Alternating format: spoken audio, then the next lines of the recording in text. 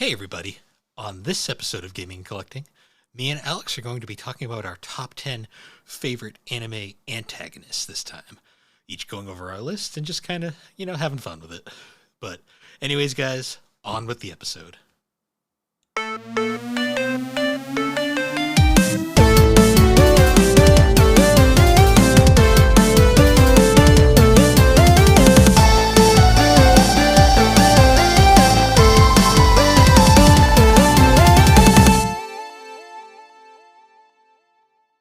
Hi. Welcome to Gaming and Collecting. How you been? I was trying to make you think that it froze for a second. Did it work? No, because I could see you shifting. Damn it! You weren't holding still very well. Damn it! It's hard to hold still. It's been a week since we last potted. It has been a week. I'm tired. I'm also tired. I know it's Sunday. We got to go back to work tomorrow. I don't. Oh, I hate. Well, not everyone has tomorrow off, Bill. Okay, Union. Some of us. Union does something. Even not every union does, because like my site isn't union, but the West Hartford site is union, and they still have work today. So it's not just because you're in the union. It's just it's because our union actually does that. Yeah, but we also get like all of Christmas off. So yeah, we don't do that. Yeah, so it balances. It balances. Hooray! Yeah, it's been a bit though. Still cold as fuck up here because New England, but yeah. What has happened in the days? Not a whole lot. Yeah, not a whole lot. I know, trying to think about it. I'm like, I have a follow-up allergy appointment tomorrow. That's fun. Because I found out I was very allergic to dust, which is why I've been coughing and sniffling for like 2 years now. So tomorrow's the appointment to say, well, one, they were like, okay, you're taking the wrong medicine. Try taking this first and stop using this nose spray, because it was like tearing off the skin in my nose. Because you weren't supposed to use it. It wasn't an everyday one. It's for like severe. Yeah. So it's my follow-up for them to be like, okay, how are you feeling? And my comments are going to be, I'm still congested. So I think I need something stronger. Fun. So my prescription. Well, it's just hard because like, even if I cleaned every week here, or like clean like almost every day, I'm still going to go to work, which is dusty. Like that's the problem. Is just like you can't avoid it. Oh yeah. Yeah. I know, working where I work. Yeah. So, yeah, that's for tomorrow. And Miss Dingles went to the groomer today. Sure did. She was silent as we put her in the bag. She didn't put up that much of a fight getting her in it. She was in my room, and I first grabbed her in this little bed she likes to sleep in. But then she outsmarted me only for a second, and then I just kind of went under the bed and was like, all right, come here. And she was silent the whole drive to the groomer. And then as soon as I walked in, the groomer, meow, like started screaming. And she lived up to her name. Yeah, she pooped herself. Yeah, she pooped during her appointment. That's what the groomer said. She's like, she lived up to her name today. Took a shit. And I was like, I'm so sorry. And she's like, it happens all the time. So nothing they haven't dealt with before. It's almost like it's a wild animal. There was this really cute. So like when I walk in the groomer, my groomer is also a cat hotel, which Miss Dingle stayed at before. And Miss Wooster also stayed there. And they usually have 2 rooms. They have 2 rooms that are right at the front of where the front desk is for like the grooming appointment check-ins and hotel check-in. And there was one, it was like a beautiful Himalayan who was just napping away. When I got there, he was so sleepy. And when I came back, he was also there, still sleepy. It was so cute. And then the other one, I think, was it was like a calico Turkish Rex, which I think The Turkish Rex is the one that's like skinnier. It's kind of like it almost looks like the breed almost looks like the Sphinx cats, but they do have fur, but they kind of have that body texture like Sphinx have, where it's very light, but it's thin and curly. So like I might be getting the breed wrong now, but that was it. And he was just like in the window doing this the whole time. Claw, claw, claw, claw, claw, claw. Like just saying, "Hey, what's up? How's it going? Pay attention to me." Yeah. He was really cute. That's my favorite part about going, seeing the cats that are in the hotels, because they're so cute. That's funny. Yeah, because the next time we're gonna take both of them. Yeah. You looking forward to that, Bill? We'll see what day Bill it is. has to help. Yep, and your other cat is an attention whore, as we've discovered. Yeah, he was here, but he meandered somewhere else. Oh no, I don't know where he went. He's somewhere. He's on an adventure. He's on. Miss Dingles is with us. She's under the bed. She's hiding. She does that. Well, she had a rough day. Oh yeah. Oh, speak of the whore. Did someone call me? Hello. We've determined that because I think every person who has a pet pretends to be them or to speak for them and uses usually a funny voice. We've determined that Oscar's voice is Big the Cat. Yeah, Duke Nukem himself. He's just like, "Hi guys, my name's Oscar. How are you?" Lovely. And then Miss Dingle's voice is, "What do you want?" Yes. But yeah. Is that fitting though? Kind of. Yeah, it is. She's a bit more babyish though. What do you want? Alex is still on her anime hiatus. Yeah, I finished Impractical Jokers. So I switched to Dance Moms. Lovely.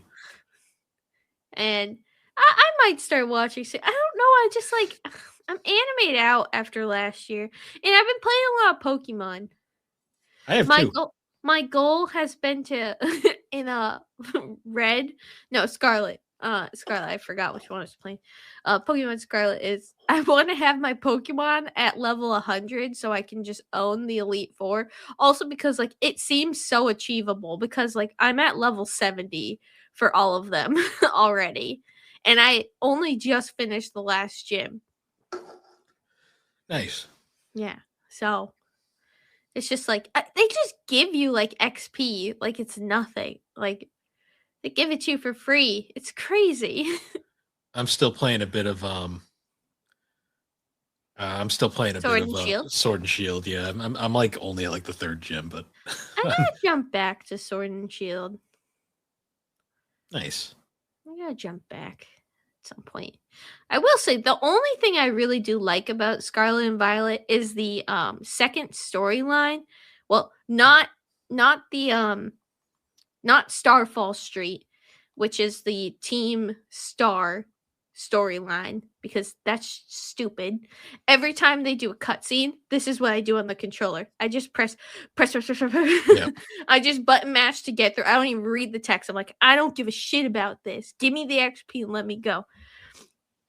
But the other story, which is the Titan challenge, the Titan Pokemon challenge, I do enjoy that one quite a bit because the story's actually cute. It's just about a boy who wants to save his Pokemon. Nice. That's it. It's all it is. With herbs. Yeah, it's funny. When I picked up Sword Shield again, I looked at my team and I went, I don't like any of these. So I've been just changing out members of my team. Well, I think you get the XP candy from the raid battles, right? The only thing about Sword and Shield is, okay, maybe you haven't gotten there yet. So there's an area in Sword and Shield, which is the raid zone. I don't know if that's what it's talked about, but that's where the raid battles are. And if you just grind through all the locations you can do them, you get a lot of XP. A lot of XP. because Yeah. it gives you the XP candies. Yeah, yeah, because I remember those in like Let's Go were like ridiculous. Yeah, they are so much worse in every game because like that's like Scarlet and Violet just gives you them like candy. Hmm. Like, cause literally, and like once you get like more, you get like higher level XP candies as you like level up. Yep. And like so, like if you want to bring a Pokemon onto like Scarlet and Violet, it gives you the opportunity to like have more Pokemon on your team that you can swap in and out, which is cool, but it also just seems way too easy. Yeah. No, Cause I I get like that. took like because I have like Talonflame and I like Talonflame, but his attack level is just not cutting it anymore. So I have to switch him out. And I was like, ooh, I'm gonna switch him out with a Flameon. What's the Flareon? The fire Eevee? Flareon, I believe. Yeah, Flareon. Because it has way better attack. Um so I've been leveling that one up and I've already got it caught up, like with just a little bit of candies. Nice. So yeah, that's what I've been doing. I know Bill's been watching anime. I've mostly just been keeping up with the ongoings. Like I watched caught up on MHA Vigilantes, which is really good. We're into the flashback arc right now with Izawa. That's been really fun. Mm. And Um oh yeah, yeah. oh yeah, ah yeah. Well, I love the little fact that like we find out that Izawa was like this massive introvert, and us and Present Mike was basically it's the meme about like how do introverts make friends, and it's like they don't, or They um get adopted by they an get adopted by extrovert. an extrovert. That's basically how that relationship is. Yep. But I'm watching that, and then I'm watching Jujutsu Kaisen. I will say those first 3 episodes of season 3, that was a really rough, slow start, which makes me realize that movie was a fucking waste of money if you went to Well, see it. that was like what everyone was saying is that Oh, it's all set up. Like there's nothing action wise that happens in the first 3 episodes. It was to the point where I was like, I'm not sure I even like this show that much. And then we got to episode 4, and a lot of shit happens in episode 4. So episode 4 kind of changed my mind, but I'm still a little on the fence. So we'll see. And then of course, Freerin is back, and Freerin is just has been delightful so far. well, I am looking forward to that. Watching Frieren and Jujutsu Kaisen. I feel like I still need a break. I overdid it last year, and I need to just watch my trash TV. Where'd you go? That's all right. I'm reading my comics and my manga right now. I gotta actually get back into Oh, manga. I've been doing a lot of comics lately. you have, Yeah, just kind but of. but it's so much better accessible now. Here he is. Here's my son. Hello, Mr. Oscar. He's such a cutie. I can't wait to have a video one soon, because then we Nice. can show him to the world. All right, you want down? Ew, you kind of smell like cat litter too. Goodbye. Be gone. I love you, but you wanted to be put down, so I put you down. Nice. Any other week to weeks you're planning on starting, or are you just keeping those 3 for now? Just those ones for now. Once like we finally get like Oshinoko, I'll start watching that. Has there been any word on the No. dub for that? No. The sub's coming out though, right? Yes, but I'm not sure where. I know I've seen like clips because I know that's coming out. I know Trigun's Trigun. That's already Stargaze. airing. Yeah, that's been airing. I think Medalist is gonna start airing soon. I honestly like. I just haven't been following. I've really been giving myself a break because I mean, I took a couple of weeks off, and then I just kind of yesterday I was bored, so I just kind of powered through all the caught up on everything. I don't know. I just every time I think about it, I'm just like, meh, maybe later. Oh, I forgot. There's also Hell's Paradise season 2. Yep. That I actually am looking forward to watching. Um, I don't know. Season 1, it was just one of those shows that like I feel like I haven't watched a show in a while that genuinely gave me like the creeps. Hmm. Like it wasn't innately horror, but it just gave you that creepy crawly feeliness. Just with some of the Psychological horror is definitely a different yeah, breed. I mean like and just like because this one's tied to like not gods, but like godlike symbolism on these horrific monster creatures. Mhm. So it just like leaves you with that off-putting feeling that's like not that's interesting and you want to keep watching, but it also is like, huh. And that's another show that kind of kills a lot of people too. Yep. But and then like next season, Slime is apparently next season. Yeah, Slime. We got Black Clover coming up. Doro is coming up. Is Black Clover's not next season though? It's going to be the end of this year. They're Yeah. saying So not for a while. we got stuff coming up, so we'll have to see. Yeah. There's stuff I want to like rewatch too. Oh, did you know you're getting a Mao show? Yeah, I know that's in production. I'm not sure if it's going to get dubbed or not It's next because season. Rene never got dubbed either. So. Oh, might gotta watch it in sub. Yeah, if I ever get around to that. Hmm. But yeah. Other than that, mostly just catching up on stuff. It's already this year's already feeling like an eternity, which is. It's just I feel like there's just a lot going on, and I don't know. I feel like I've been so down because like every time I turn on the news, it's That's why I or don't like watch it. I don't watch it, but like I just the content gets delivered to me through social media, and it's just like That's why I block all of it. it's. I wish I could. You can't though. Like I wish you could, but you can't. Like regardless, it's still gonna pop up and it's still gonna keep coming, and it's making me depressed.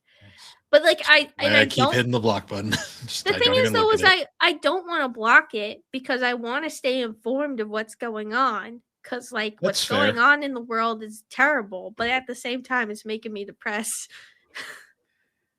Yeah, that's all I can say is that's why I block it all and just don't pay attention. Yeah.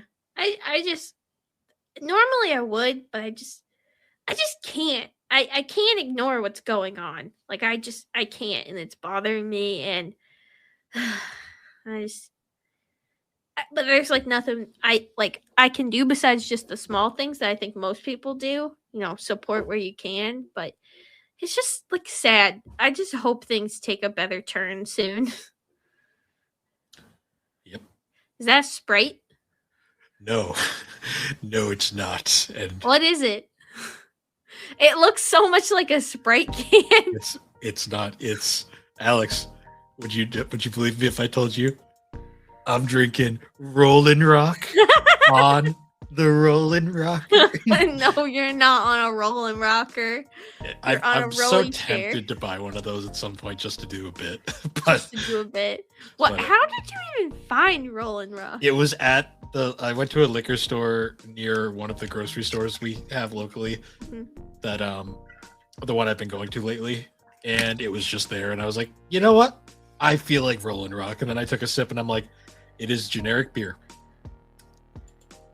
Good for you. It's very much beer.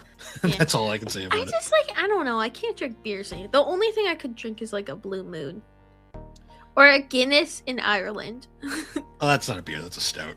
Yeah. That's different. It's the same category of beer to me. I can do a beer every now and then. Rolling Rock is not my favorite. By What any if you means. mix Sprite in it? Do you think it would be better that or would worse? That would be disgusting on so many levels. I think you should just because it looked so much like a Sprite can.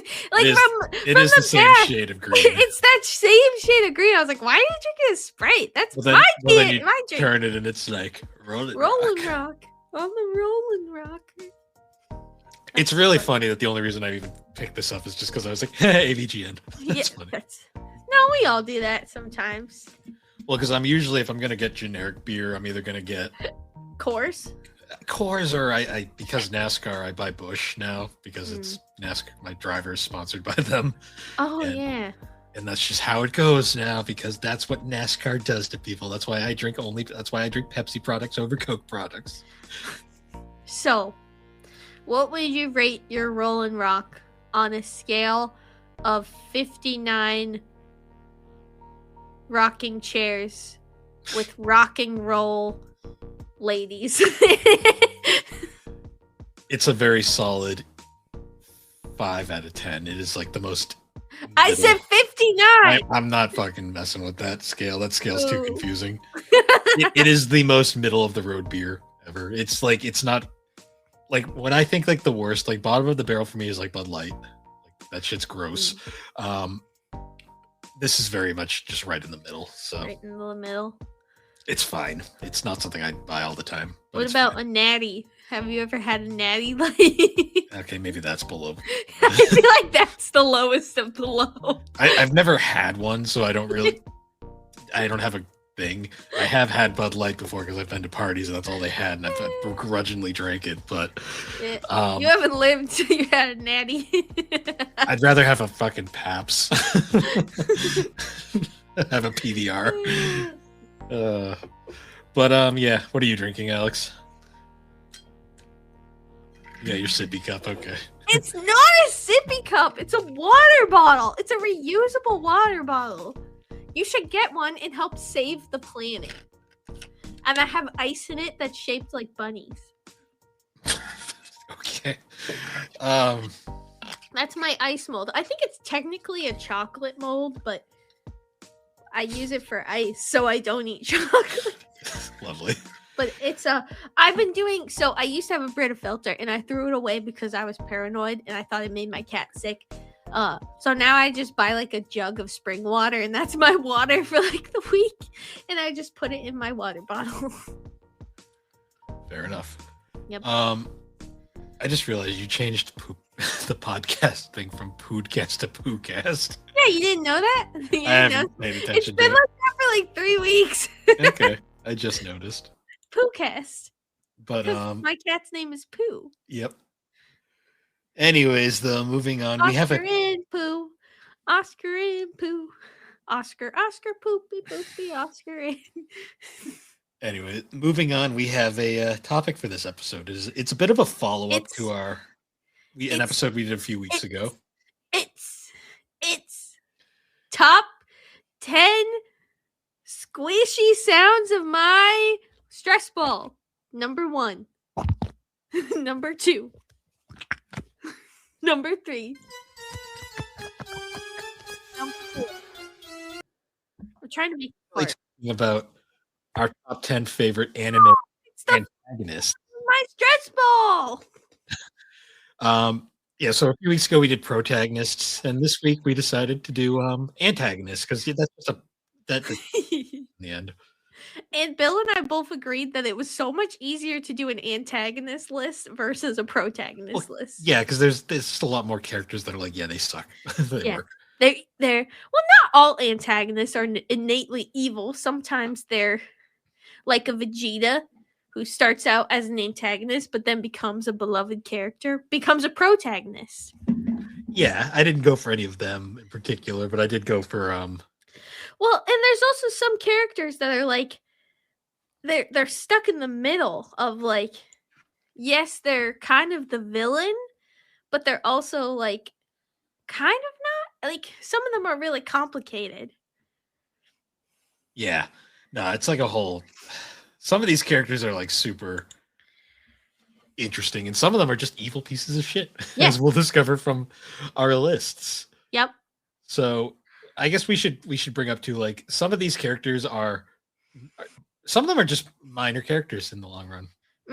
That don't mean a whole lot in the grand scheme of their respective shows. And these aren't like who we think are like the top 10 of all. These are just our personal favorites. Just favorites, like the protagonists. Well, I wouldn't say favorite for all of these guys, but they're the ones that I'm like, these people are evil. Yeah. These are the ones that we can't forget. Yes.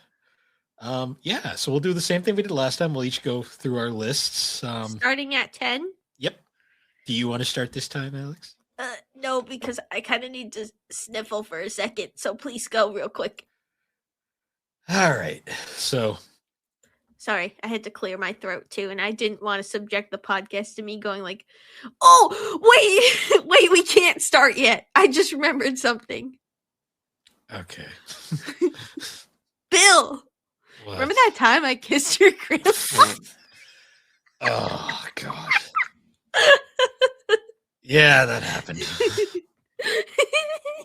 Okay, so story time before we get into our topic. I just remembered. I was like, "Wait a minute, we can't not say this story and forget it." All right. So we were at Target recently getting our mother a Valentine's Day present On Friday. on Friday, and we're walking through the mall, and I'm not the mall, the Target. It isn't a mall. The mall's closed though. The mall's about to be condemned, but we're walking through, and these two like had to have been high school gentlemen Teenagers. walk past us, and all I just hear is one of them go, "Do you remember that time I kissed your grandma?" And straight up, me and Alex just like, What? in my head, I have like that brain, like the buffering thing going on. I'm like, huh? And meanwhile, Alex just goes, "What?" Like just like out loud. Like they weren't even. They definitely heard me. They weren't even close to being out of earshot yet. You just flat out went, "What?" What? Like, well, just like who says that? And just, who says like that? it's literally the Peter Griffin. Like who the fuck starts a conversation like this? Like, oh my God, I was so like flummoxed. I feel like my scenarios are. I feel like it was two kids recording like a TikTok to hear people's reactions. That could be one option. Another option could be that's a legitimate conversation, or they're just weird. Yeah. I didn't see that they didn't have their phones on them, so I have no idea unless they have like hidden cams somewhere. But You never know nowadays. yeah, But these two looked kind of. I don't want to say dumb, but they didn't look the it was brightest. it was just so weird because we could both just hear it so clearly. Yeah, they said it right as we were walking by, and I'm like, And it just huh? led to so many questions of like, I don't know, is it like a cougar? Is it a cougar grandma? Or like is it like an old lady grandma? And like that's like that leads me to many questions. Many questions. I just want to know, like, literally, who just says that in public like that? Oh my God, yeah, that was fucking something. Yeah. But I couldn't forget. Because in case we ever reference it again, I wanted there to be context. Anyways, back to our top 10, our list, our top 10 anime antagonists. Don't go kissing any grandmas, unless you're a grandpa. Or if it, as long as it's not related to anyone you know. I don't judge people for what they do, but yeah. And if it's consensual and of age, legal, I don't care. Grandmas need love too, but not with teenagers. That is a comment for a pod. All right. They were teenagers. Yeah, I know. Kissing your grandma. I know, and I don't want to think too much more into that. Anyways, moving on to our list. So for my number 10 pick for my top 10 antagonist lists, I'm doing a drum roll. We have, God, I lost it. We have Sho Tucker from Full Metal Alchemist / Full Metal Alchemist Brotherhood, who is in reality a very inconsequential character to the start of the show, but he is the most evil piece of shit in that show. Like, he's eviler than fucking Father or any of the fucking villains in that show because of what he did. Like what he did to his daughter and their dog. Like literally that show. Like everyone always says, like episode 4, man, that's the one that gets you. And then you get to episode 4 and you're watching and you're like, okay, this is fine. I don't get what the big deal is. And then you get to that ending and all you can be like is, what the fuck? Yep. Like, what an evil piece of shit. And he gets killed in that same episode and it's good. But like at the same time, I'm just like, this show fucking starts dark. Yeah. It just keeps going from there. It gets you. Yeah. Yeah, so he's my number 10. He wasn't on my initial list, and then I was like, that guy has to be on my list because he's a piece of shit. Mm-hmm. So what's your number 10, Alex? My number 10 is Ragyo Kirian. I think I'm saying that right. Which she's the main antagonist of Kill la Kill. Ah, okay. And Oh she yeah, was also the the psycho main mom. Yes, the psycho mom. The psycho mom who also just like abused her kids physically, mentally, and sexually assaulted them too. Her kids. And I was just like, yeah, she's an evil piece of shit. And she's also just really selfish and like money hungry and like is ruling the world. What's the older sister's name again? It's there's Ryoko I and know there's Ryoko. Satsuki. Satsuki. Yeah, it explains a lot of why Satsuki's the way she is. Well, Like, yeah. Like she basically like well also she like abandoned she abandoned Ryoko when she didn't think that she was going to have the abilities that she wanted. yeah, And then like she like just abused Satsuki and she's just like also wants all the power for herself. yeah. And everyone has to go to her if they want any sort of abilities. Like this It's lady's just a bitch. it's really insane watching that show and how it's such a nonsensical show up to that point. And then you get there and you're like, what the like this came out of fucking nowhere. Well, and like she's so obsessed with like the life fibers in the show that she pushes everything else aside and only to focus on those. Like it's crazy. And she like didn't even like care. Like when she was dying, she didn't care about her kids. She only cared about like the life fibers. They were better Like off without her. no, they were. Like she was just like she's a bitch. Like she's that bitch. And Yeah. like I feel like people have kind of forgot about Kill la Kill, but like she was evil. Uh-huh.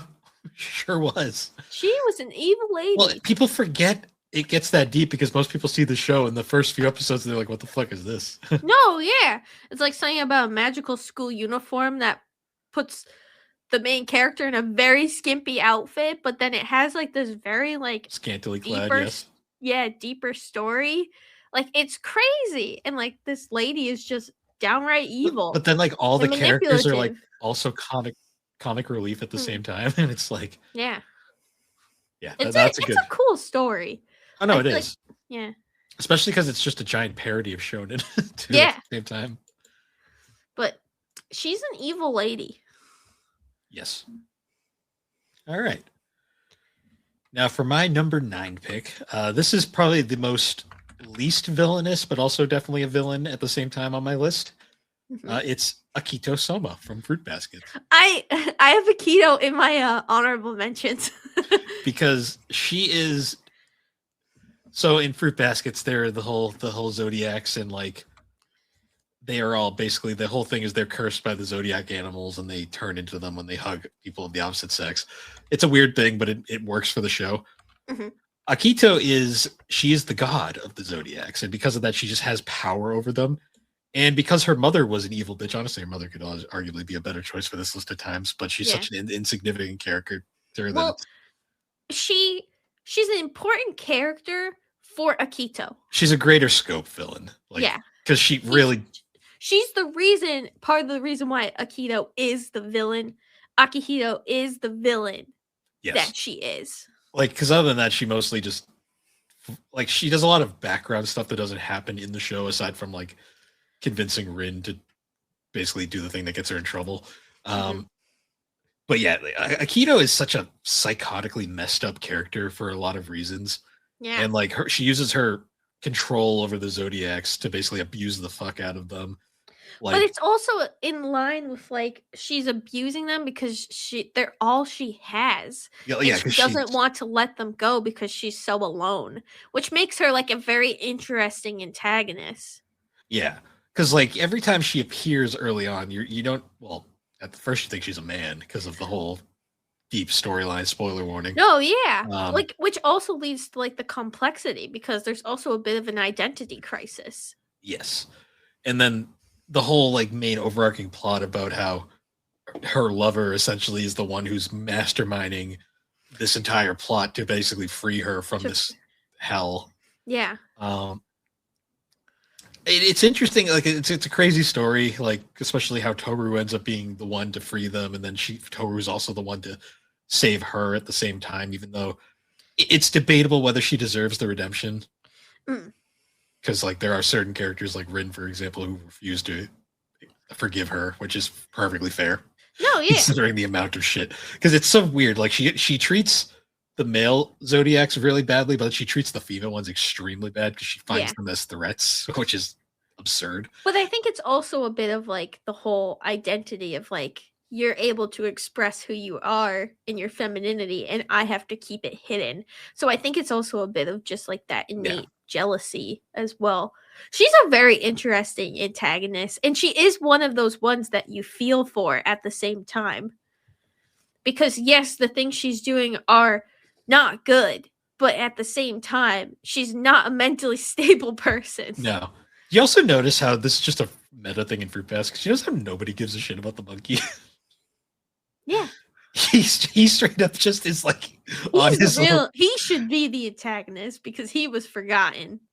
No, he's literally the most inconsequential character in that show. Like he literally like just nothing happens with him. And I just find that funny to me. But yeah, Akihito is definitely my number 9. That's a good one. What's your number 9? My number 9 is from from Bill's favorite show, Naraku. Okay, well he'll be on my list later. So Naraku's an evil guy. I mean, like, and like I feel like a lot of his stuff is from innate desire. well, Like it's just his desire to become strong. it's part of that. But Naraku, the thing that makes I'll save a lot of my thoughts for later in my list. But like a lot of Naraku's character is the whole fact that he's like made up of like basically 1,000 characters. Yeah, but he's like his innately a lot of it comes from selfishness. Well, yeah, his entire plan literally means nothing in the long scene. He just feels like doing it. No, yeah, he's like just a selfish bastard. Like And like even like the death of Kikyo, like that was out of selfishness and jealousy because she loved Inuyasha, not him. which is fascinating because it wasn't even Naraku that was in love with her. It's weird. No, it was it like he's just a very complicated character. Yeah. But the craziest thing, I'll save the rest of my thoughts for later, but like the craziest thing about his thing is like his entire plan is fascinating because he doesn't have one. He's literally just doing this for the evils and just to be an annoying dick. Yeah, like, he just wants to become the evilest demon, like just be bad. And like I could not have him on the list. Like there was other people I was putting on there, but I like every time I pushed them off, I was just like, nah, he's just a bad guy. He's an innately selfish, evil guy who's just doing it for the love of the game, the love of the evil game. Like, and I can kind of respect it. Yeah. I'll save my thoughts for later in my list because he is on it as well. Nice. All right. So my number 8 pick is Tao Pai Pai, or Mercenary Tao from the original Dragon Ball. Oh, okay. So Alex doesn't know who this. Well, she might because he appeared in Z very briefly during one of the filler arcs. Essentially, I probably slept through it, or you just forgot because it was very insignificant. Essentially, Mercenary Tao is this one of like the many antagonists that Goku runs into throughout the series, but he is like the first one that's kind of a challenge. And his whole shtick is that he's just a fucking murderous mercenary. Oh. Like he just kills people for his brother for the hell of it. Yeah. Like one of his most like iconic moments is like Goku's flying off on the Nimbus, and to catch Goku, he rips a tree out of the ground, like basically shapes it into like a spear, throws it, and then just jumps on it and uses that to travel. Oh boy. Like it is just absurd. And like he is just a ruthless asshole. And like literally like there's a whole point where like Goku's climbing up the tower, Korin's tower to get away from him. And so he just decides to run up it, just straight up run up the tower vertically, which is ridiculous. And Literally every time he shows up, he's just this nuisance and pain in the ass for Goku until he finally gets his ass destroyed, and then he shows up later as a cyborg. And like basically gets like scared by Goku because Goku's psycho. Yeah. He's one of the funner like mini villains though throughout original Dragon Ball. He leaves such an impression. I will watch it eventually, just not anytime soon. That's fine. I'm just curious what your thoughts on it will be because it is arguably the most interesting show, like writing wise. What's your number 8, Alex? My number 8 is from Jujutsu Kaisen. And I feel like everyone will agree when they hate this character. It's Mahito. Oh, he's on my list too. We'll get to him later. I feel like everyone agrees that he's fucking evil. And he's also the reason why most of our beloved characters were annihilated. Also, he's another character where he doesn't have a fucking motive. He's just being an asshole to be an asshole. Well, his motive is he wants a world of just curses so he can just have fun and live in a curse-filled paradise. He's a parasite. But yeah, I mean, Mahito starts out like, as you know, innately something about him is not right, especially when his arc with Junpei. Like that just innate, like season 1, you already didn't like this guy for what he did to Junpei, and then you get into season 2 and you're like, I fucking hate you. Yeah, it's like, oh, beloved character 1, gone. Beloved character 2, gone. Beloved character 3, sort of gone. Beloved character 4, gone. Like, he's just, I just hate him. And the worst part is, too, everyone hates him. His ability is so annoying because all he has to do is touch you. And then you're done. Yeah. You're done. Like, and then you get a Nanami treatment, and it's just like... or, what's her name? Treatment, even though we know more there, but... Oh, yes. But I don't, like, I just think people in agreement hate him, and I think one of the best scenes is when Sukuna, he goes into Sukuna's domain, and Sukuna's like, get the fuck out. Yeah, he's like, I don't have time for your shit right now. And he just gets, like, I was tempted to put Sukuna on the list, but in all honesty, I feel like everyone hates Mahito more than Sukuna. Because Sukuna has some sort of likability. There is no fucking likability with this prick. I hate him. Yeah, because the thing with like Mahito too that I find funny is like the first time. Well, I'll save it more for later, but like the first time he gets caught by Sukuna, Sukuna's like, "Get out of here!" And then the second time it happens, he's like, "I warned you, asshole." When he dies too, it's very satisfying. Oh, it's so satisfying. Even though it's by that point, it's too fucking late. Yeah, like everyone's already dead, but yeah, Mohita. Mohita. Yeah, I don't know. Mahito. I don't know. Mahito. Yeah, we hate him. He's the worst. Nice. Even the voice actor for Yuji, whenever he sees a cosplayer, he like shuns them. When he sees a Mahito cosplayer, he's like, I hate you. Not actually, but yeah, he can't resist. He took away his sensei. And many friends. Sensei. Yeah, and many friends. So, understandably, he is one of the worst, evilest people, curse ever. Man. All right. My number 7 is Makoto Shishio from Rurouni Kenshin. You've probably seen him before. He's the guy that's covered in bandages and on fire. I know you don't have to. You've never seen it, but like he's very iconic from. I feel like I've seen that. Yeah, you've seen him before around because he's the most iconic villain probably from that series.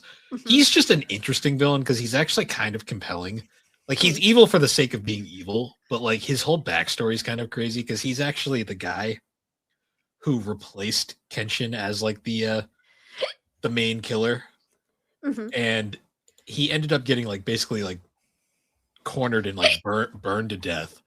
And like the hatred from the burns caused his body to be like this like overheated thing that just produces fire all the time. So he's like got like fire powers and shit, but he's also a good swords guy. But he also is like he's got like a very like crafty, almost like charismatic way of talking, where how he builds like his whole army. Mhm. And I will say, like, the fight between him and Kenshin is just fucking awesome. Like, it is such a fun fight, and his death is actually really like interesting because it like once he's finally defeated, you're just kind of like you kind of miss him because he was such an iconic villain, but you're also glad he's gone because my god, he was a bastard. Mm. Yeah, just an interesting villain overall. Very iconic design. Creator of that manga is a piece of shit, but that's besides the point. Yeah. Um, so what's your number? Sorry, I lost it. Number 7. 7. Yes. My number 7 is Don Quixote Doflamingo from One Piece. Uh, and this guy, also known as Joker, he's one of the 7 warlords. But he's also like one of the most influential underworld brokers as well. And he's also what's known as a celestial dragon. And his parents actually decided to leave. Like, there's this place called Marine Joyce in One Piece, and that's where all the celestial dragons live, which those are like the highest social status order in the world, and they're pieces of shit. His parents left because they realized, wow, we're kind of pieces of shit, and we want our kids to not be pieces of shit. Uh, and that backfired because everyone who saw them said, yeah, let's kill them. They're the pieces of assholes. So they almost all die. He and his brother survive. And, rather than like, you know, changing his lifestyle, he's like, I'm just going to become an evil bastard. And that's what he did. He went from like, and that's how he worked his way up to a warlord. And because of his status, even though they left Marie Joy, he's basically untouchable by the Marines. So he can basically do whatever evil shit he wants. He goes into a country and he just takes it over for the hell of it. But not only does he take it over, he frames the old king to make it seem like that he purposely killed a bunch of his citizens. So it ousted the royal family. Damn. And no, yeah, this guy's evil. And he also killed his own brother because his brother didn't want to follow the same path. So he shot him in front of a child Lovely. over a devil fruit because he wants this devil fruit. There's this devil fruit called the I think it's the life fruit. But one of the characters, Law, he ends up his Don Quixote's brother, Corazon, gives him the fruit because he has a disease, and the fruit can basically, it heals. Like, if you're a skilled doctor, you can heal anyone, but also there's a rumor that it can also grant someone immortality. So Don Quixote wants it so he can be immortal and just fuck everyone's life over forever. Lovely. And then when his evil plans get ruined by the Straw Hats, he decides, well, I'm just going to commit mass genocide on my own kingdom because he has the string fruit power. And he creates this big bird cage around the island that's slowly going in and it's going to kill everyone. Lovely. So this guy's an evil bastard. Through and through. And there's a lot of One Piece villains that I think could be put on this list. But when I think of like one of the evilest guys, Don Quixote is just one of the first. Doflamingo comes to my head first because he's just evil. Nice. Yeah. All right. So moving on now to my number 6. My number 6 choice is Toguro Oto. The Oto Toguro brothers? the younger one. The Toguro Ototo from Yu Yu Hakusho, the guy who becomes the fucking muscle abomination. Mm-hmm. But he's got the cool shades. Yeah. He is arguably the most interesting villain in Yu Yu Hakusho in a lot of ways. Like, that entire fight between him and Yusuke is insane. Like, just how much it builds up. But what makes him interesting too is like how compelling his backstory is. Like, you learn about how he trained with Genkai and they were like together back in the past, but he had become this evil, basically bastard over time. And like, I find him interesting though because he puts up an interesting fight. Like, he's not like a cheap fighter, but he's like also fucking psychotic with his disturbing muscle form that just he becomes this like abomination of charred muscle by the end, and you're just like, what the fuck? Yeah.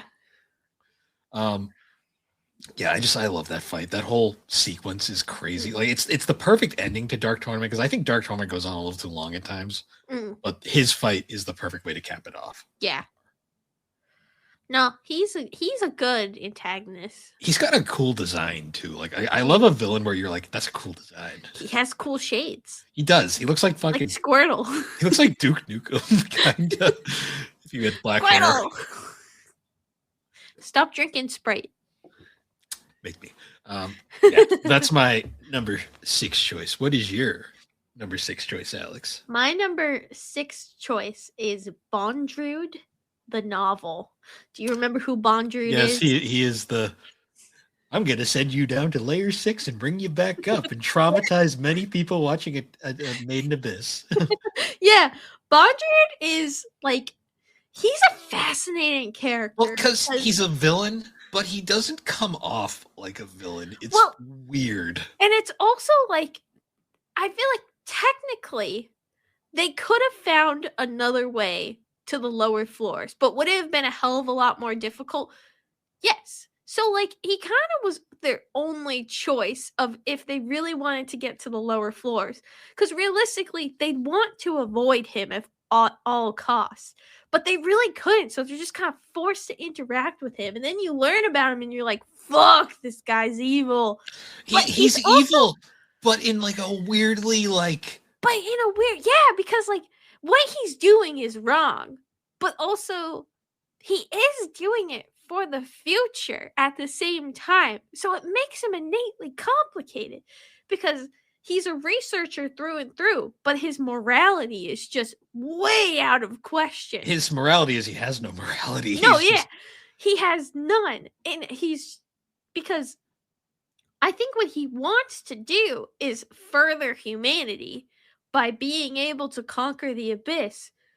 But is he doing it the right way? Fuck no. No. But you know what also gets me? It's a thing that a lot of these villains get that like makes them so interesting. He's so charismatic. Yeah. Like, well, and the fact that he can have a relationship with Prushka, an adopted daughter, but then like and they shove have her in this, a suitcase. and then they have this bond, and then he freaking rips her apart and puts her in a suitcase, and it's just like, holy shit. Like, that movie is just a trip. Like, yeah, and what's funny is too, that's not even the first time you see him, because the first time you see him is, by God, the most traumatizing part of that fucking anime. Yeah. Oh. No, yeah. Because I mean of what he did to Nanachi. And like all the other kids that were all of the other kids, you know. Yeah.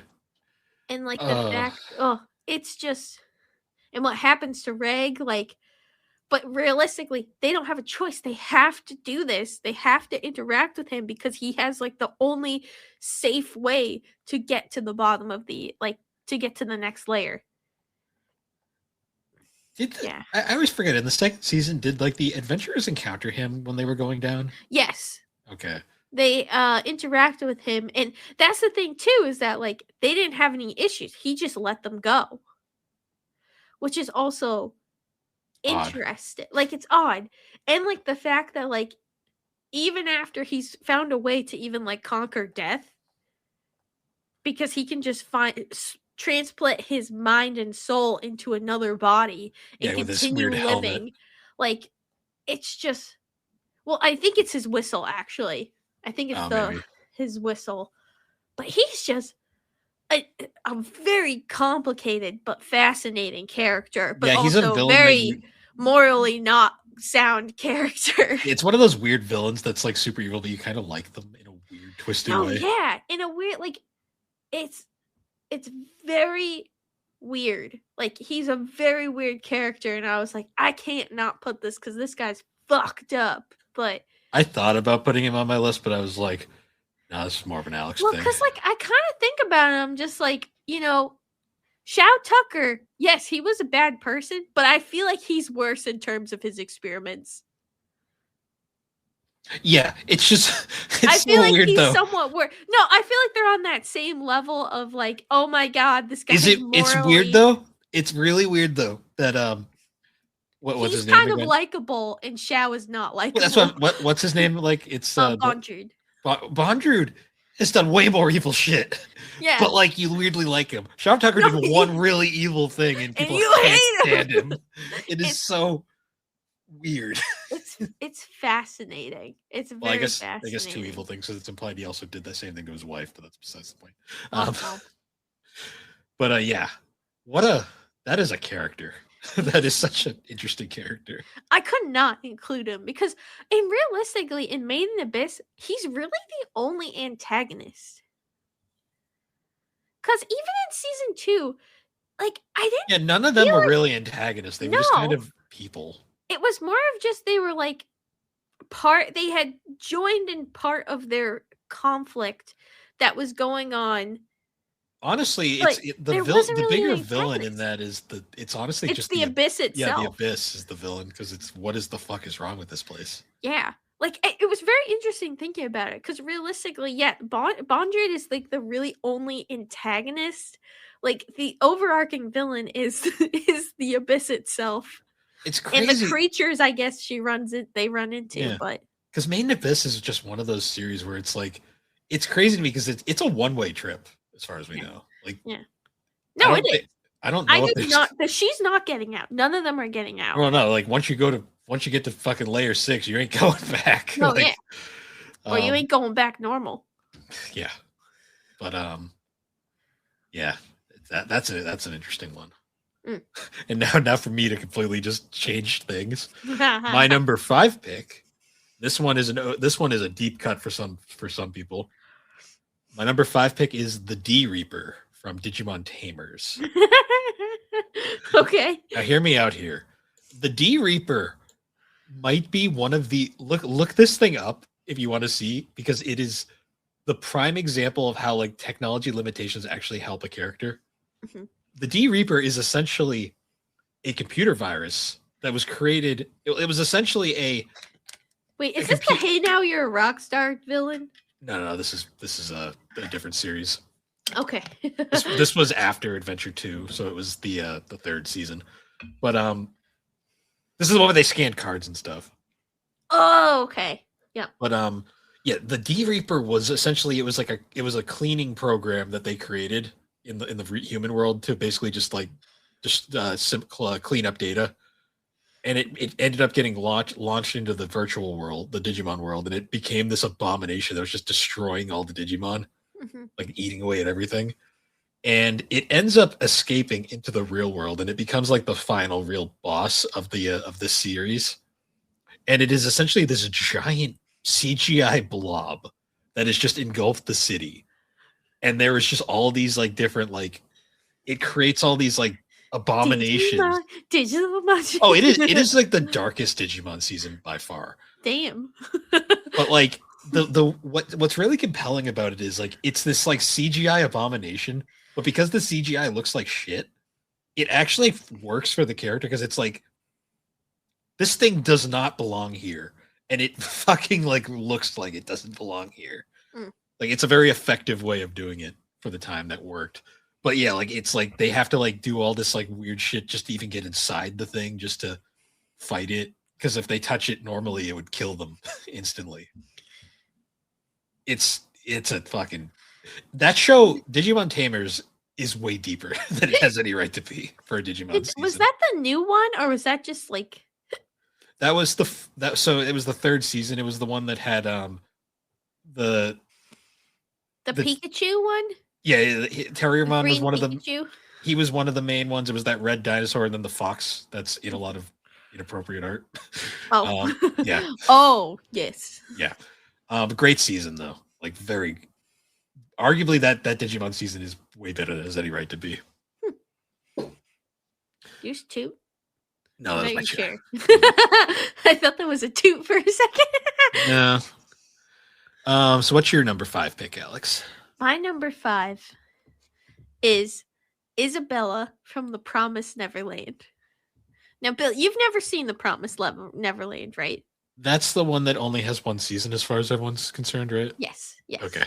So I'll give you a spiel just so you understand. So you start out the show, and she's this nice lady. She's taking care of a bunch of orphans, and they all treat her as like I believe they even call her Mama. Like I believe that's her title, Mama. She treats them, she loves them, she cares for them. And then one day, two of the main characters Uh, one of the characters, after a while, characters leave to get adopted. Nice, yeah. And the character that was getting adopted left her bunny behind. So they raced down to like give her the bunny, only to open the truck, and she's fucking dead. And this was like an 8-year-old. She's dead. So they quickly find out that the world that they're in, they have no idea. And all the kids on this nice little orphanage. It's not an orphanage. It's a farm for the monsters. Oh, To feed the monsters the kids' brains. great. And this lady who's been treating them nicely has been treating them that way to fatten them up and give them to the monsters to die. But if they only want the brains, that doesn't make sense. If anime, whatever. Yeah. Well, fatten up their brains. Like they have them do actual like mathematical tests and skills in order to become like the smartest, so they can give the smartest kids to them. Because the smarter the kid, the better the brain taste. Yeah, Okay. and then she's just doing it. So at one point, the kids like find this out, and they're like, "We gotta run away. We gotta find out a plan."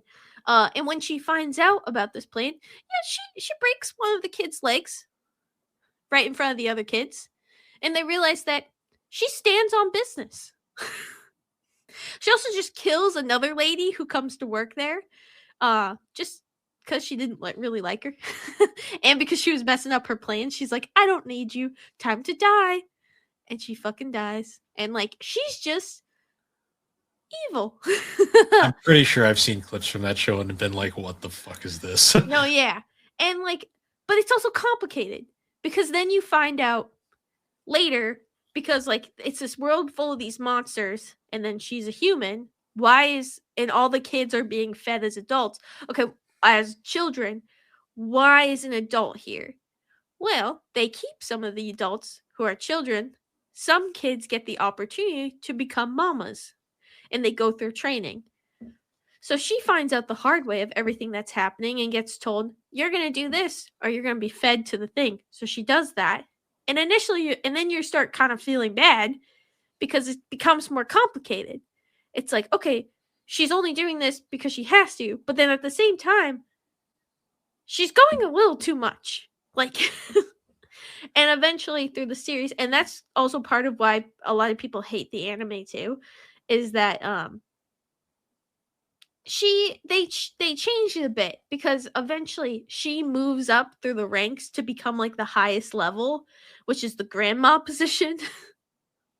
uh and in the series it like shows her as like, yeah, she helps them out and she's like nice and forgiving, but no, like she faces a good demise in the manga, and we didn't get that. So yeah, like she's a very complicated character, but just the fact that like that scene of her breaking Emma's leg, just I can never forget it. I'm pretty sure I've seen that clip. I can never forget it. Like I'm just like, oh my god! And the fact that like her farm gets known as the tastiest children because of what she does, like it's just So like yeah, I'm glad. Oh, and one of them is also her son that she's fattening up to. Yeah, because they also have the mamas give birth. So there's, because where else are the kids gonna come from? Where are the men that I'm not getting deep into that. Some of them get it. It's a very complicated, interesting story. Like, I don't but yeah, know just also the fact that like her son is one of the kids that he's part of and then she also uses him to get through to the other kids. So that's also why Emma gets hurt. But then that's also why he ends up betraying her. It's complicated. Sounds it. But yeah, she's an evil lady. Like deep down, like the fact that she was able to do this, I get part of it was survival, but also like, yes, she broke a kid's leg. She's evil. Yeah. Alrighty. Moving on now to my number 4 pick. It is actually Kaiju number 9. Oh, okay. because he is an evil piece of shit. But god damn it, is he interesting? Yeah. Like his entire thing is like he's just another random, like slightly above average kaiju that shows up. But he But has he has intelligence. he has intelligence, and he just continues to like observe humanity by absorbing them and like taking their forms, and just continues to get stronger. Yeah. And he But ends also up, the fact too that he can create other kaiju that are these yeah. abominations. Like, But what I find interesting is like he constantly gets almost like killed. Like mm, there's the point but he never does. Where Kafka first actually gets him to a point where he's like, "Oh no, I'm dead," but then he escapes because fucking they are all like, "Kaiju number 8, kill it," Yeah. because. Uh, but he ends up like going through like so many fucking arcs, especially in the manga, where like you're like, "Holy shit, he's gotten so powerful now. How are they going to stop him?" And the whole time too, he's just like taunting them, but also being like, it's the intelligence factor that makes him interesting because he like literally uses some fucked up fucking methods, Mm, like the fucking he absorbs Kikyo's father, yeah. and then just Kikuru's father. It is just like He's any dead. kind of, well, sort of. It's complicated. Well, his Um, body is dead. yes, and he'll like take his form at times just to taunt Kikuro, and Ugh, it's like, god damn it, dude, it's so like, fucked up. you're evil. Stop it. And especially, I won't spoil because I know you haven't read the manga yet, but like his what you when you find out what his actual plan has been this entire time, it's like, what the fuck? Like, holy shit. Oh, I can't wait. I do need to get caught up on that. All right, I gotta start doing that. That might be a soon. That Yeah. might be sooner than later. Oh no, it's a quick read when you get to the, like, especially like Well, I where. might just start from the beginning. Oh yeah, no, that's worth it reading because the Yeah. art's beautiful. Yeah. But All right, that's the plan. yeah, but yeah, once you actually find out what his main actual plan is, the whole time you're like, oh, The fuck. All it's right. like it's like I should have seen this coming. Tomorrow. That'll be my start tomorrow. Maybe tonight. I gotta find my flashlight. Oh. I can't wait for volume 15. I want to know what happens next. Ah! Why would you turn it on facing you? Well, I thought it was facing you. I didn't think that through. That like I was pressing the button, and it was. I'm tired.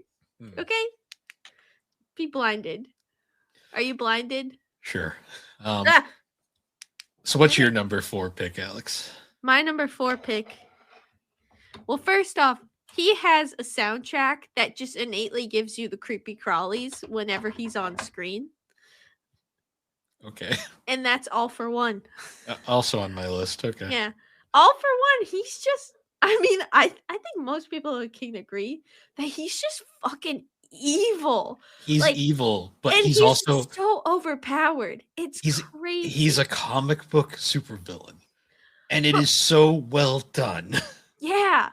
Like honestly, he's probably one of like the I would say like one of the strongest like comic book villains, and just the fact that like his quirk, he like it's so evil what he uses it for, and Yeah. it's just oh I'll like save my thoughts for when he's on my list because I've got things to say.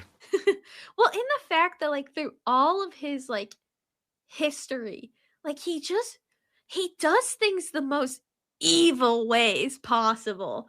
Like the fact that like his brother, he gives his brother the quirk, and then his brother's like after years of abusing his brother, like which he like calls like his own twisted sort of like brotherly love. It's like very complicated. Like after years of it, like he gives him a quirk, and then his brother actually has a quirk, and And his brother passes it. he ends up creating unintentionally like the only quirk Like that can defeat him.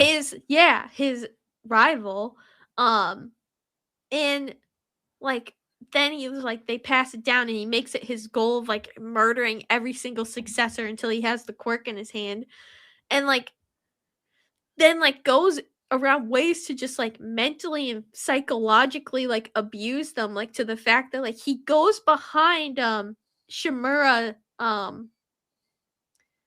the All Might's mentor, finds her grandson to then steal his quirk, give him one that's a different quirk, and then turn him into his evil weapon and also manipulate. Like, the fact that he goes around and just does that, he's just fucked. Like, Mm. he's just fucked up.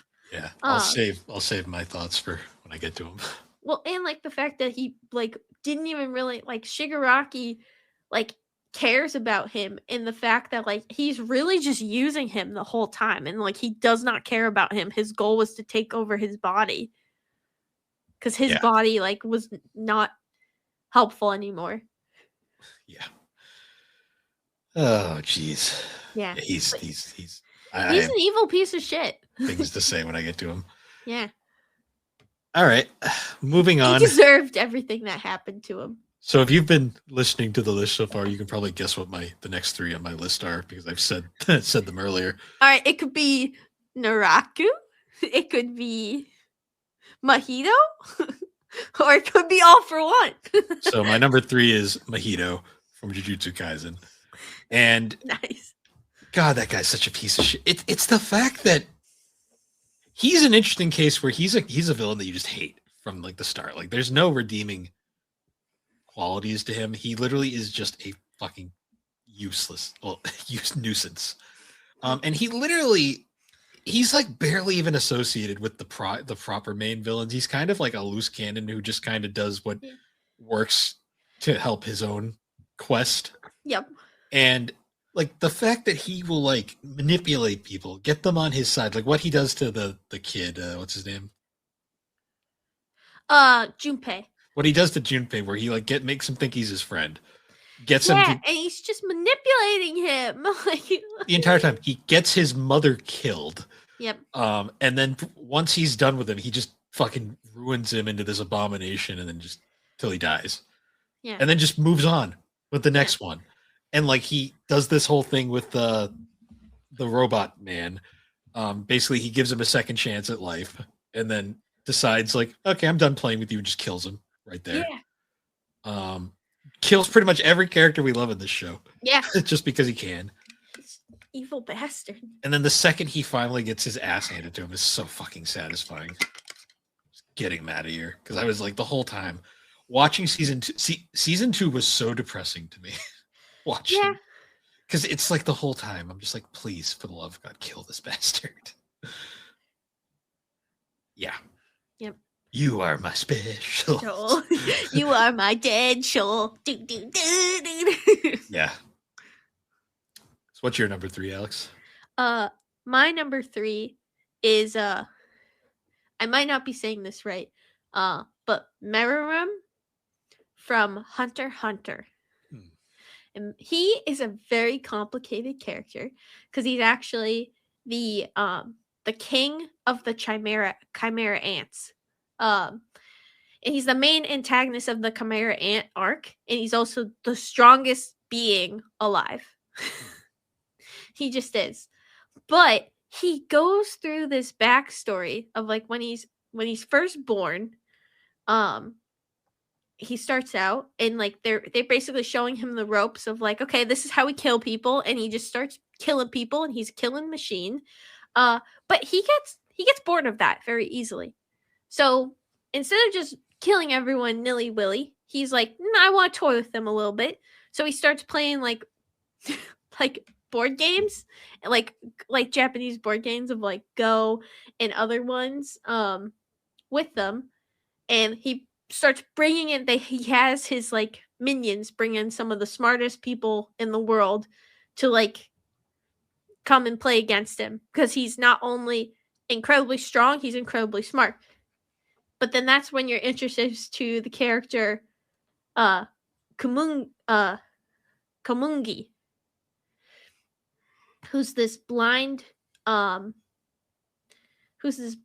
think Go champion. I can't remember if it's Go or but it's the first time he loses a game, and they build this like incredible bond, and they stay by each other's side until death.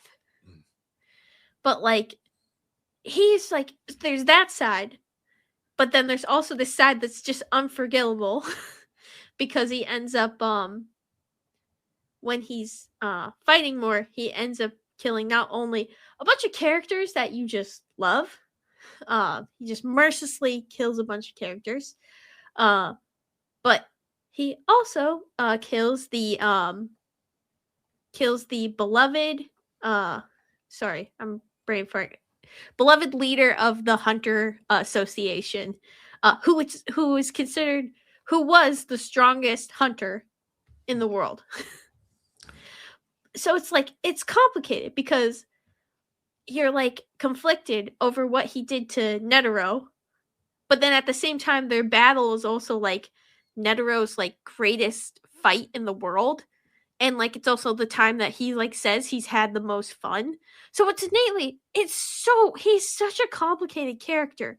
And he was also like kind of not fitting the norms of like who like his mother, like the queen who created him, was expecting him to be this killing machine. And then his servants like Neferpito, I think it's Neferpito or something. I'm brave for her name. Cat lady that everyone also hates. His like security, yeah, Neferpito, and a couple others. Like they're expecting him to be evil, but then he's doing all these things that aren't expected, and he's creating this bond with this human girl, and they end up being together until death. Like they basically, because at some point, due to all the fighting, they both end up getting poisoned. And they basically state their last moments are together playing a game of Go. And it's like, he's just so complicated because he's evil. He's done evil things. But then he can also create this beautiful bond. And he's a very fascinating character. So I couldn't put him as like number one, the most evil. But like, he's just fascinating. Yeah. And this is also where solo leveling stole the whole Ant Island thing from. Yeah. Yeah. Pretty much. Like, it's so blatant. Like I still love solo leveling, but like this is a far superior arc and much more stakes. Like you don't watch solo Hunter leveling Hunter. because it's peak. You watch solo leveling because it's just the best junk food you can find. Yes. But I can't wait for you to watch Hunter x Hunter and then watch this arc because it's gonna take you on a fucking roller coaster. I'll get there eventually. You have to. It is some peak cinema. Like Hunter x Hunter is peak. Nice. Go. Yeah. Chess Master. Oh, it's not Go. It's Gunji.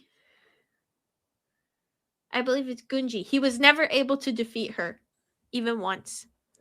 Nice. Which led to his interest in her. But yeah. He's OP, but he has a heart.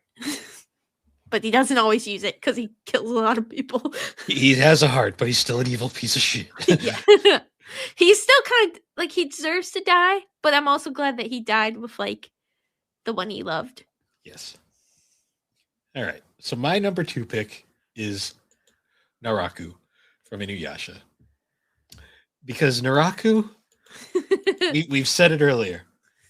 He did it for the game, the love of the game. Literally, he has no motive, no reason for any of this. Like, it's just literally, a piece of shit.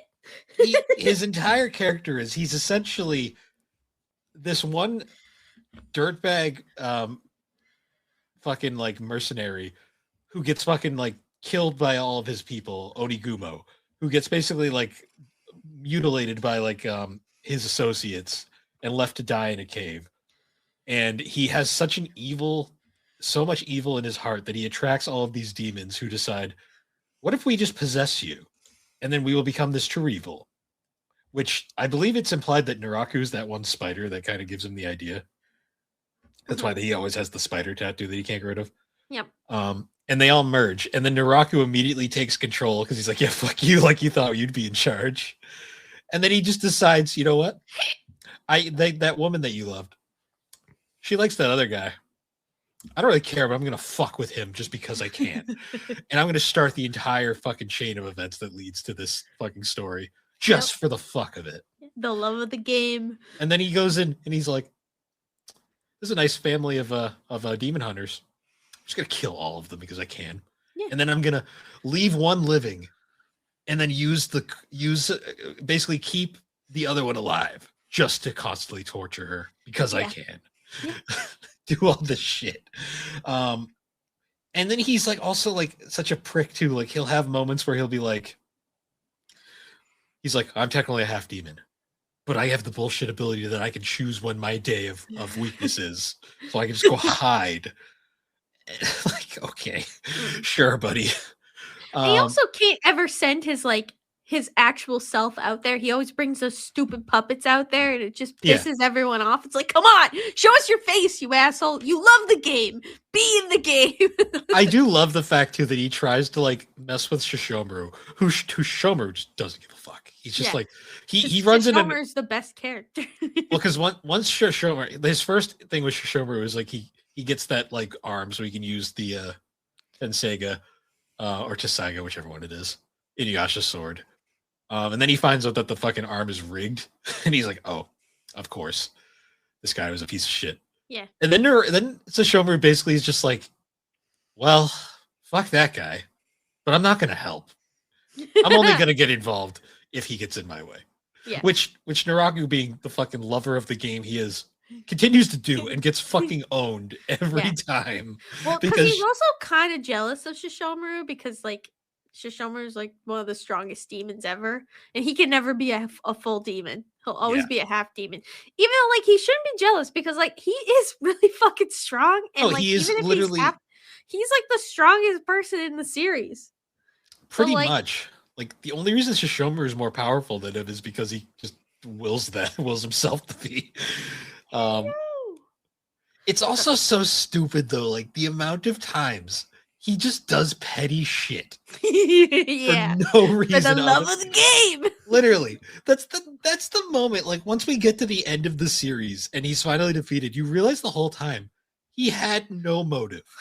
Like literally no he motive. was He he was was just just an ass. being an asshole to be an asshole. And that's kind of why he's like one of the greatest villains in anime. Because literally, he did it just for the fuck of it. Yep. Because he could. And I love the whole fact that like he's constantly just making these like incarnations of himself. Like at one point he's like, I gotta get rid of my human heart. I'm just gonna throw it away. And then it's like, oh, it's kind of being a problem and I kind of need it. So I'm just gonna take it back. Right before it meets Kikyo again, because I can. Um so stupid. Everything about him is fucking amazing because he literally a piece I of love shit. the game. Yeah, and love for literally for the love of the game. Yep. So what's your number two, Alex? My number two. He's quite a bizarre person. He's from a bizarre adventure. It's not Dio. It's It was me, Dio. Dio. Nope. It's my favorite antagonist and from my favorite part of JoJo's, Yoshikage Kira, who's also kind of in it for the love of the game and the love of hands. Um he has a fetish. So yeah. Oh, this guy. Yeah, forgot Yeah, about this guy. Yoshikage Kira has been terrorizing Morio, the town in part 4, unnoticed for years. No one has noticed like what he's done, but he's just been on a fucking murdering spree. He is a serial killer, and no one has a clue that it's him. And part of it is because of his stand, because of how it works. People just fucking disappear because guess what? They become exploded. They explode. So, because his quirk is not quirk, his stand is I have my hair on the brain. Same thing, His basically. stand is Killer Queen. She's a Yes. killer queen. Yeah. Yeah, man. And yeah, he's a killer queen because it just creates bombs and it turns people into bombs. And they go boom. And then you see them screaming in the sky. Because when JoJo characters die, their souls are in the sky, and when it's a good death, or they're kind of okay with it, they're happy. But in some cases, they're screaming in agony because they've been exploded. So, and for the most part, if the JoJo, like, if Josuke and Jotaro and, like, the gang, the Morio gang of Joestars did not interact with a certain character, they probably would have never found this guy out. And it was kind of led to with the Shigechi, which he is a very mixed character. Not everyone likes him, but I like him. I thought he See, was a funny character. that's the season that's basically just Persona 4, right? It's in the town of stand users, and I think people relate to the persona thing because of the like stand of personas, but he's a middle schooler and he has a stand called Harvest, and he accidentally runs into Yoshikage Kira, and unfortunately it leads to his demise. And the scene of him dying is probably one of the most heartbreaking things I've seen, because like he's desperately, like at one point he's desperately reaching for help in like a classroom full of other students, and then he just fucking gets obliterated in the hallway and no one even noticed. And it's like very depressing. And they only found out that he died because like his stand creates these tiny little like bee creatures called Harvest. Um and the reason why they find out is because one of them gets to Josuke, or one of the characters, and then it like disappears in front of him, so they know that he's dead, Hmm. which is really sad. Which then leads to this whole crazy lore of like his first victim is a ghost that's stuck in this alley. Like her soul is stuck in this alley, and they find out like she was his first victim. And since then, he's been killing everyone. And she's also related to Rohan Kashibe, which is one of the greatest characters in that arc too. And he's just evil, and he's in it for the love of the game and the love of hands. He has a hand fetish. Uh, he carries around his girlfriends. He goes on picnics with them, and they're just hands. He takes them around with him, and that's how he ends up running into Shigechi, because they switch bags. And in Shigechi's bag, it was a sandwich, and in his bag, it was his girlfriend, which was just a hand. So the kid's like, "What the fuck? Why is there a hand in my lunch bag?" Yeah, JoJo's is weird, man. But yeah, Yoshikage Kira, he's fucking evil. Like, and then like he ends up taking the identity of someone else, and then just starts like totally taking over his family, and like one over the guy's family. And one of the they have a child, and the child immediately is like, "You're not my dad." And he's like, "Yeah, I'm not, and if you tell anyone, I'll fucking explode you too." Like, so now there's this child who's in the middle of it, but he's also like, Kira eventually is like, "You know what, maybe I should just kill him." It's like he's just evil, and like his demise, it's good. I was happy. Like he deserved it. Oh yeah, because in the alley, there's this like curse about it. So when you're leaving the alley, if you look back, the souls of the dead will pull you into hell, I think is basically it. And the, like they basically force him and he dies. He gets pulled into like hell. So he's where he belongs. But yeah, Yoshikage Kira, fucking evil dude, man. And I know people don't like Shigechi, but I liked him. I enjoyed my time with him, and I cried when he fucking died and screamed in the clouds when he died. Lovely. Yeah. JoJo's, man, it's a weird time, but it's a great time. I'll get to it. I will get to it. Yep. All right. So my number one pick, you can probably guess what it is. It is. Oh wait, did you say All for One? It's All for One. Okay, that was my Because impression of the opera music. Which, can you admit that gives you the creepy crawlies? it definitely has a sinister vibe to it, and it's very fitting. It's like the perfect sinister music. I haven't heard anything like that in so long. He All for One is literally like one of the most evil villains because he actually has a plan. He's not just doing this for the fuck of it. He actually has reasoning in a lot of his ways. Yeah, and Which he's just born evil. yeah, it's I mean literally he like basically sucked his mother's life force out from birth Yep. and hogged it from his younger brother. Yep. And then like he's been basically the whole time just constantly stealing people's quirks, making this evil, basically becoming the strongest fucking abomination on the planet. Like, and it's so weird too because the only character he actually cares about is his younger brother, even though he shows it terribly. Mhm. He basically, like, you go through it and like the way he planned literally everything out, like the ways, like the way what he did to Shigaraki and like all that shit. Mhm. How like he basically like any character that's a nuisance to him, like he will go out of his way to defeat. And then just like the whole like what gets me about him the most is like his once again, he's charismatic.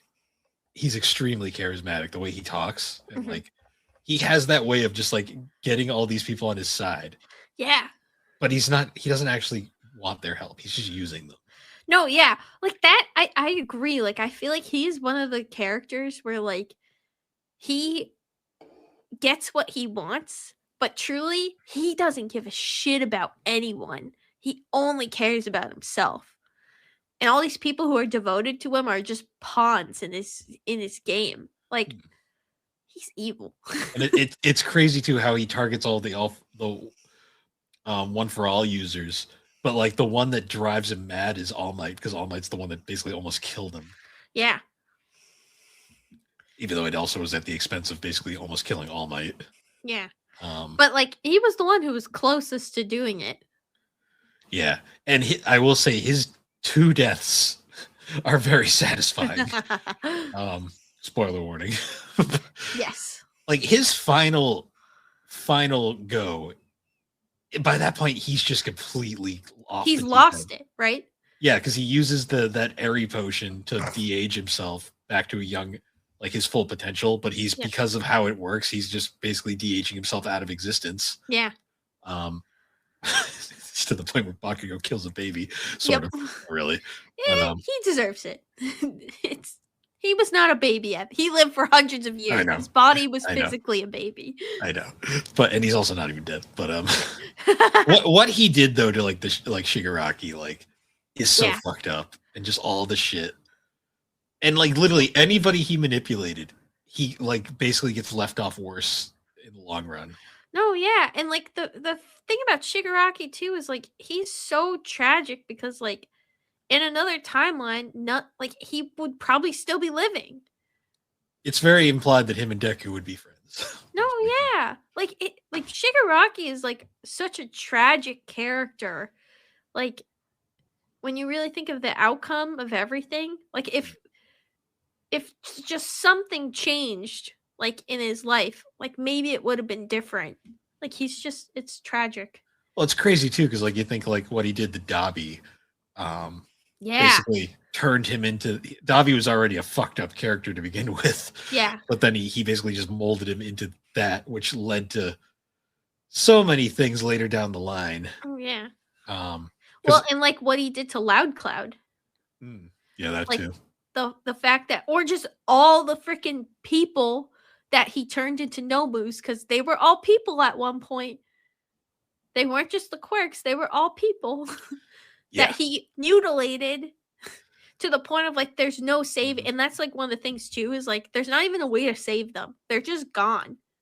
Like the only way to save them is to kill them and set their souls free. It's crazy too, because then like you get to moments too where he actually does get like actually beaten at points and how it like breaks him. Like when Star and Stripe essentially fucks his entire quirk library Yep. into oblivion is fucking so beautiful. Satisfying. You feel bad for all those quirks that are obliterated forever now. Like, cause you still one of the saddest scenes where he when he dies and you just see like Hawks' quirk on the inside being like, I see there is no future, there's no hope for us in here. But thank God he's gone. Yeah.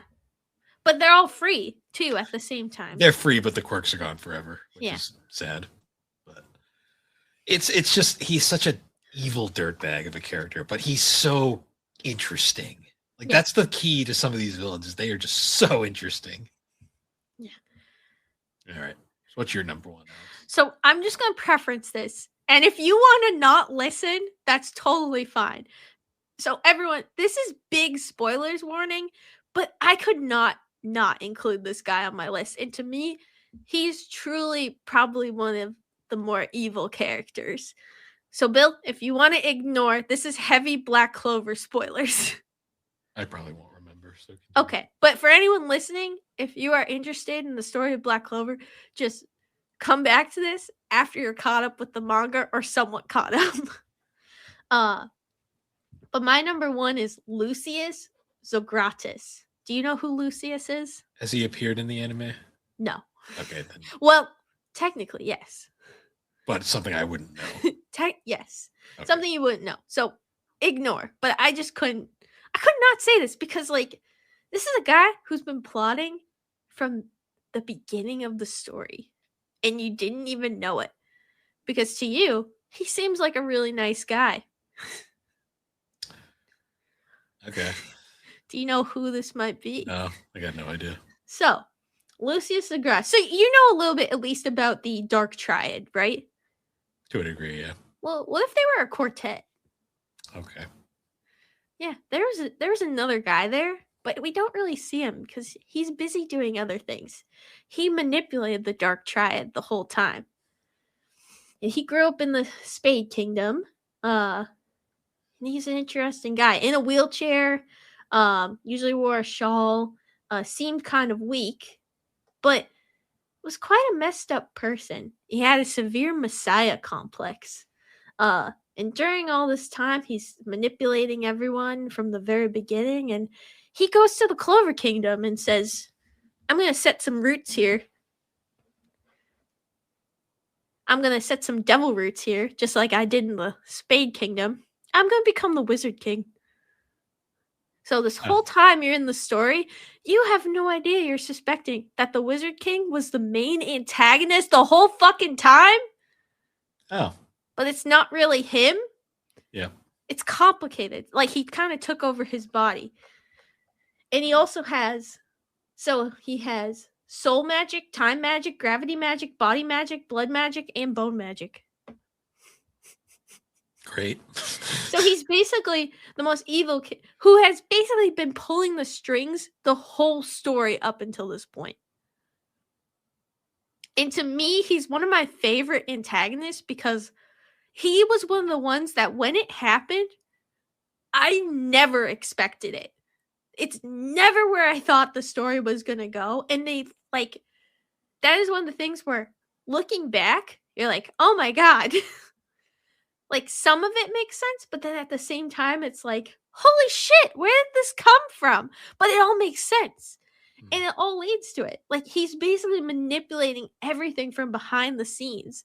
Like, he started in the Spade Kingdom, and he was the one who told them, hey, let's find devil hosts and let's use the devil's power. So then we can, like, summon the portal to the netherworld so that he can it's crazy.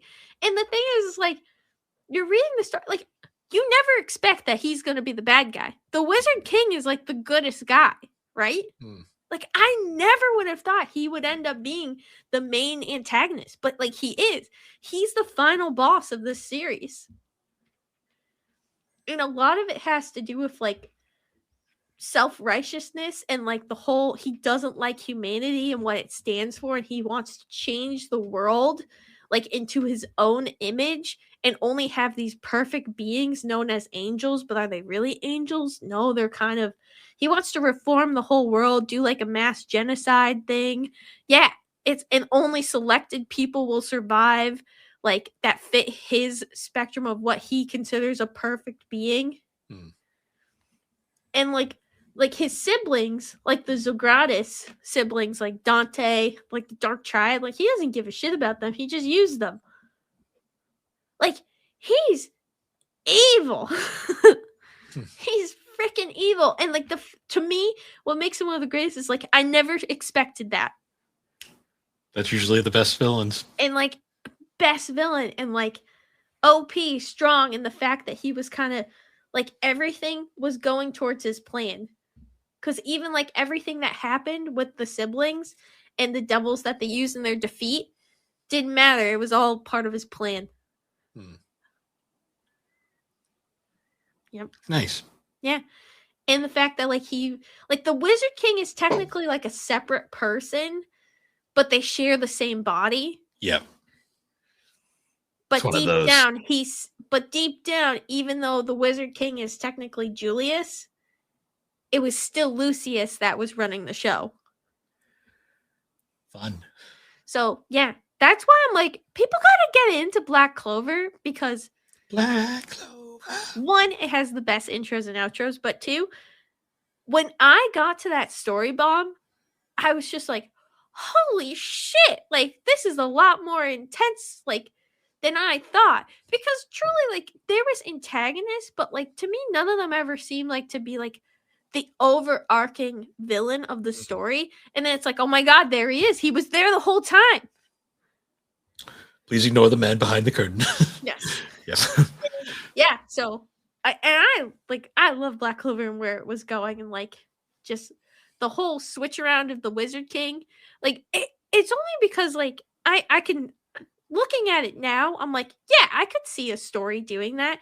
But when you're interacting with the Wizard King all the time, and like he's this goofy, fun-loving, kind character, and the fact that like it just gets like it comes out of nowhere. Yep. So yeah, that's my favorite. That's my Nice. top Nice. antagonist. I did find it interesting. We had a few similarities between No, the two yeah. lists. Did you have any honorable mentions?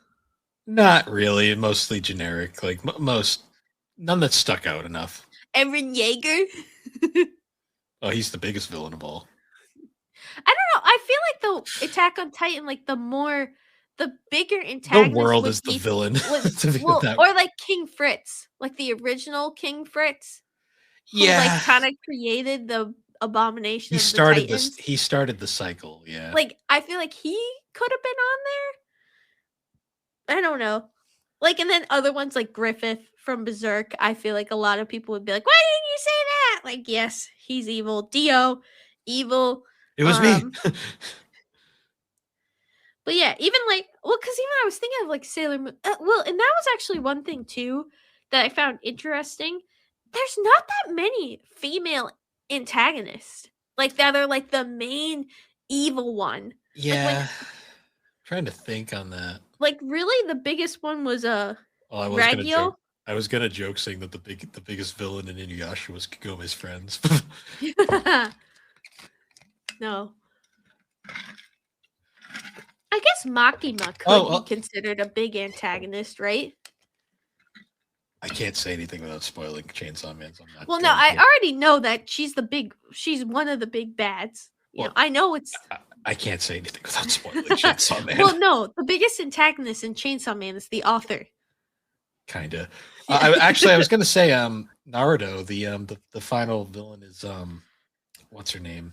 Oh, this Boruto. Does no she no have blue hair? no, this was in Naruto. Like ship it in. She's in the thumbnail I made for this episode, even though she's not on either of our lists. I forget her name right now. You Um, dumb bum. it's gonna bother the shit out of me. Do. Oh yeah, with your scary eye. Oh, it's Oh, the Kaguya, yeah. the main villain. She's technically female, so there's one. Yeah, I'm trying to think. I Of like any that you others. did include like Black Clover, but not. Well, because I had no It's idea. funny in the, I and then you chose Queen Nell Helenia, I which just like I literally just looked up anime villains and just grabbed some because I I mean didn't she want it to is a be. good antagonist too, but I would say honestly, Galaxia is probably like in terms of evilness, like she's killed a lot more people. Oh, I can assume. I just literally just grabbed a bunch at random and was like, yeah, that'll work. Actually, Queen Beryl would probably be the biggest bad from Sailor Moon. Hmm. I love for like the One Piece. I just picked all like the entire villains cast and was like that. No, that's the entire pre-time skip. Actually, no, it really isn't. It's just up until I don't. I just looked up One Piece villains and saw that and went, that worked. yeah, that's just up until what's Also, it I didn't called? realize Frieza's covered. Frieza. Don't bitch. Just kidding. No, I mean, Frieza's a good one. Cell Free too. Frieza's a good villain in the sense that he's kind of a pain in the ass who never goes away. Yeah. Um. Yeah. No, and there's probably more interesting ones too. Oh yeah. Like, No, I didn't. Literally, me and Alex made these lists like an hour before recording, yeah. basically. So. Well, and like they were our antagonists too. So there's definitely more evil characters out there. So I mean, I could have said like the entire Shinomiya family from Kaguya-sama. yeah, They're all basically evil. there's evil characters. But yeah. So I guess anyways, guys, once again, Thank you for joining us on Gaming and No, Collecting. Yes. get out. That's just You're rude. not welcome here. Okay. Boo. I'm kidding. That just removes you from the call. No, that's but yeah. Can I mute you? Why can't I mute you? Because I'm in control. That's not fair. Can I be in control once? No.